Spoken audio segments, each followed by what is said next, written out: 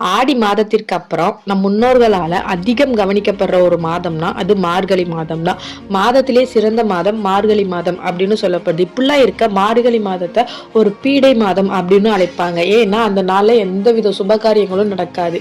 ஏன்னா மார்கழி மாதம் முழுக்க முழுக்க ஒரு இறைவனுக்கான பக்திக்காக அர்ப்பணிக்கப்பட்ட மாதம் அப்படின்னு சொல்லப்படுது. இந்த ஆன்மீகத்துக்கு பின்னாடி நம்மளோட முன்னோர்கள் அறிவியலே நினைச்சிருக்காங்க. அது என்னன்னா, எல்லா மாதங்களை விட மார்கழி மாதத்துல பொதுவா நம்மளுடைய உடல் எடை கொஞ்சம் அதிகமாக தான் இருக்கும். காரணம் குளிர்காலங்கள்ல நம்மளோட ஹார்மோன் மாற்றத்தால நம்மளோட உடல்ல எடை அதிகரிக்கும். பொதுவா குளிர்காலம் அப்படின்னு வந்துட்டாலே சுறுசுறுப்பா இருக்கவங்களுக்கு கூட ஒரு சோம்பேறித்தனம் வந்துடும். நார்மலா வாக்கிங் எக்ஸசைஸ் போயிட்டு இருக்கவங்க கூட போக மாட்டாங்க. இன்னொன்று வந்து நம்ம சூடான பானங்கள், டீ, ஸ்நாக்ஸ் இது மாதிரி அதிகமாக எடுத்துக்குவோம். அதனால மார்கழி மாதம் நம்மளோட உடல் எடை அதிகரிக்கும். இதுக்குள்ளதான் நம்மளோட முன்னோர்கள் அறிவியலை திணிச்சிருக்காங்க.